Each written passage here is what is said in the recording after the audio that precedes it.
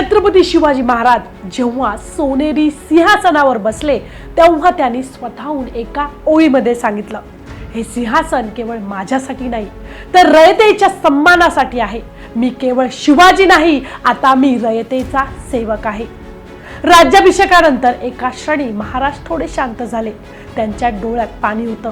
बाजूला उभ्या असलेल्या नेताजी पालकरांनी विचारलं, महाराज तुम्ही एवढ्या विचारात का? महाराजांनी काय उत्तर दिलं हे पाहण्यासाठी व्हिडिओ शेवटपर्यंत बघा. या व्हिडिओत मी तुम्हाला अशी माहिती सांगणार आहे जी अनेकांना अजूनही माहिती नाही. राज्याभिषेकाच्या आधी शिवाजी महाराजांना त्यांचे मार्गदर्शक समर्थ रामदास स्वामी यांनी एक पत्र पाठवले होते. राजे, हिंदूंच्या आशा तुम्हावर आहेत. तुम्ही सिंहासनावर बसताना केवळ एक राजा नाही तर रयतेचा तारणहार म्हणून राज्य करा. न्याय, धर्म आणि स्वातंत्र्य यावर तुमचा कटाक्ष असू द्या. कारण हे सिंहासन केवळ तुमच्या शौर्याने मिळालेलं नाही तर मातृभूमीच्या रक्ताने आणि कष्टाने उभं राहिलं आहे. हे पत्र म्हणजे केवळ एक सल्ला नव्हता तर पुढच्या काळातील हिंदवी स्वराज्याच्या भविष्यासाठी एक मार्गदर्शन होते. राज्याभिषेकानंतर महाराजांनी आपल्या काही विश्वासू सरदारांना आणि अधिकाऱ्यांना पत्रे पाठवली. त्यातील एक पत्र दत्ताजी त्रिंबक यांना पाठवले गेले होते. रायगडावर राज्याभिषेक सोहळा संपन्न झाला. हा केवळ एक सोहळा नव्हता तर हिंदवी स्वराज्याचा निर्धार होता. पण हा उत्सव आपल्याला विसरून चालणार नाही, कारण आता आपल्यावर जबाबदारी अधिक वाढली आहे.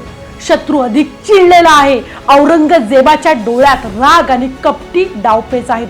त्यामुळे आपल्या प्रत्येक मावळ्याने सज्ज राहिले पाहिजे. स्वराज्य ही एक जबाबदारी आहे आणि आपण त्यासाठी सदैव तत्पर राहिलेच पाहिजे. हे पत्र म्हणजे शिवरायांच्या दूरदृष्टीचा एक उत्तम नमुना होता.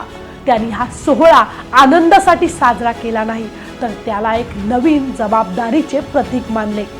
राज्याभिषेकासाठी गंगाजल आणि 7 समुद्राचे पाणी आणले गेले होते.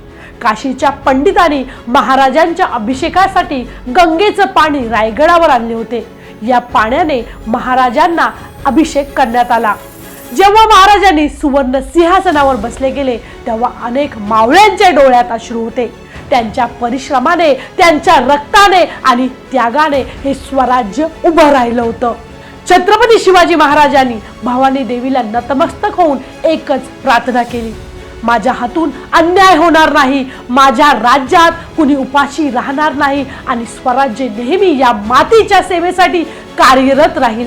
राज्याभिषेकानंतर शिवाजी महाराजांनी औरंगजेबाला एक कडक पत्र पाठवलं, हे बादशाह, आता आम्ही केवळ एक जहांगीरदार किंवा सरदार नाही, आता आम्ही हिंदवी स्वराज्याचे छत्रपती आहोत. आमच्या स्वराज्यावर कोणीही दावेदारी करू शकत नाही. आम्ही तलवारीच्या जोरावर हे स्वराज्य मिळवलं आहे आणि आम्ही कोणाच्याही अधीन नाही.